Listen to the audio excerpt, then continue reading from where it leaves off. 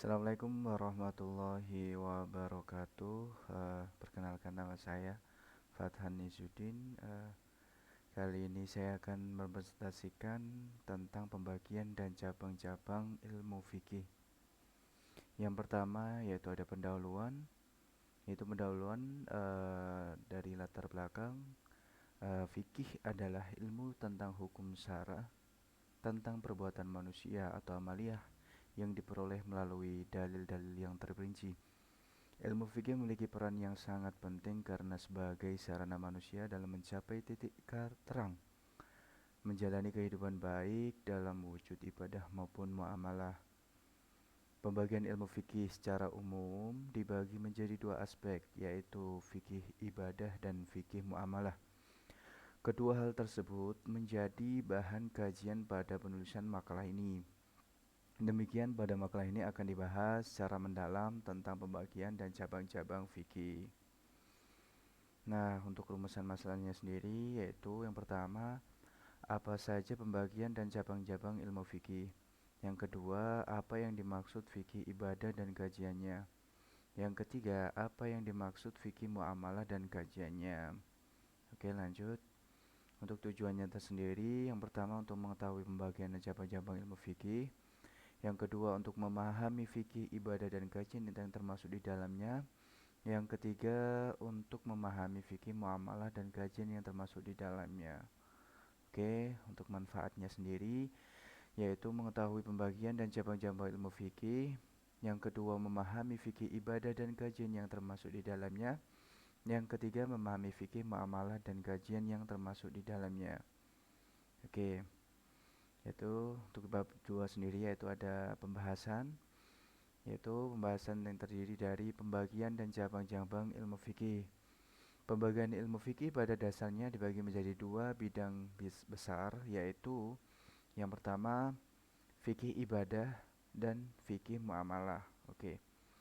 Untuk fikih ibadah sendiri yaitu secara bahasa kata fikih dalam diartikan al-ilmu, artinya ilmu, dan al-fahm, artinya pemahaman.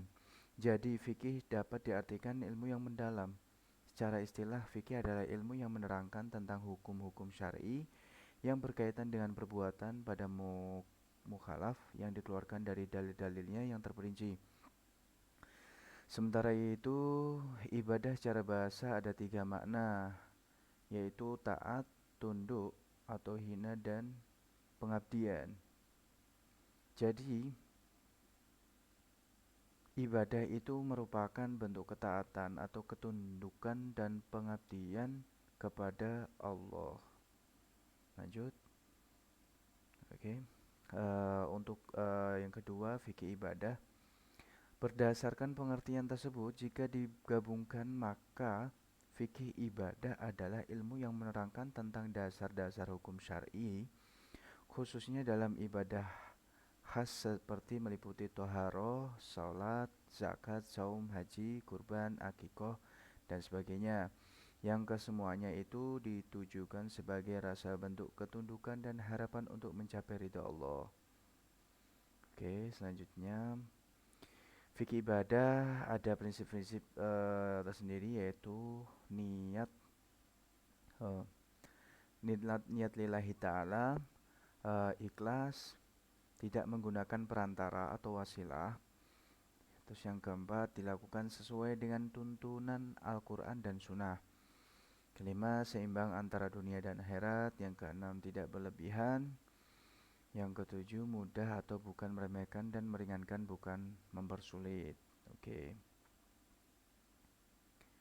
Dalam kajian fikih ibadah ada toharoh, salat, puasa, yaitu toharoh tersendiri yang artinya bersih dari segala kotoran atau najasoh. Adapun menurut syarat, toharoh memiliki makna bersih dari segala macam najis, baik yang bersifat hakikat, aib, dan perbuatan maksiat, atau yang bersifat hukmiyah, hadis besar atau hadis kecil, kencing, dan lain-lain. Salat, doa atau mengharap kebaikan merupakan makna dari salat secara lughah, secara syar'i. Salat merupakan gabungan dari perbuatan dan ucapan khusus yang diawali dengan pengucapan takbir dan diakhiri dengan salam. Ketiga, puasa. Dalam bahasa Arab dan Al-Quran, puasa tersebut saum atau syam, yang berarti menahan diri atau sesuatu yang meninggalkan sesuatu atau mengendalikan diri. Nah, untuk fikih muamalah sendiri, fikih muamalah diartikan etimologi adalah memiliki makna pengertian atau pemahaman. Menurut terminologi, fikih pada mulanya berarti pengetahuan keagamaan yang mencakup seluruh ajaran agama, baik berupa akidah, akhlak maupun ibadah, sama dengan arti syariah Islamiyah. Secara bahasa, muamalah berasal dari kata amalu, amala yu'amilu, yang artinya bertindak, saling berbuat, dan saling mengamalkan. Sedangkan menurut istilah muamalah adalah tukar-menukar barang atau sesuatu yang memberikan manfaat dengan cara yang ditentukan. Muamalah juga dapat diartikan sebagai segala aturan agama yang mengatur hubungan antara sama manusia dan antara manusia dan alam sekitarnya tanpa memandang perbedaan. Prinsip fikih muamalah diantaranya muamalah adalah urusan duniawi. Muamalah harus didasarkan kepada persetujuan dan kerelaan kedua belah pihak. Yang ketiga, adat kebiasaan dijadikan dasar hukum. Terus tidak boleh merugikan orang lain dan diri sendiri. Oke. Untuk bidang kajian fikih muamalah, ada bidang al-akhwal al-asyakiyah, syaksiyah, dalam arti luas yaitu hukum keluarga yang mengatur hubungan antara suami istri, anak dan keluarga. Pokok kajian meliputi pernikahan, mawaris, dan wasiat. Terus yang kedua bidang muamalah dalam arti sempit. Di antara yang dibahas dalam bidang ini antara lain tentang jual beli, gadai titipan pinjam, gadai titipan, pinjam meminjam, merampas atau merusak barang orang lain, dan sebagainya. Nah, untuk kesimpulan sendiri, pembagian dan cabang-cabang ilmu fikih menjadi dua bidang, yaitu fikih ibadah dan fikih muamalah.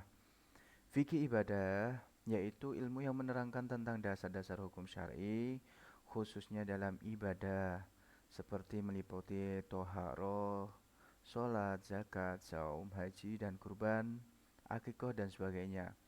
Yang kesemuanya itu ditujukan sebagai rasa bentuk ketundukan dan harapan untuk mencapai ridha Allah. Beberapa bidang kajian fikih ibadah antara lain toharoh, sholat, dan puasa. Fikih muamalah adalah segala aturan agama yang mengatur hubungan antara sesama manusia dan antara manusia dan alam sekitarnya tanpa memandang perbedaan. Bidang kajian fikih muamalah antara lain jual beli, pernikahan, dan waris. Ya, untuk itu sekian terima kasih dari saya. Mohon maaf apabila ada uh, perkataan atau perbuatan mungkin banyak kekurangan. Saya mohon maaf sebesar-besarnya. Akhirul kalam, wassalamualaikum warahmatullahi wabarakatuh.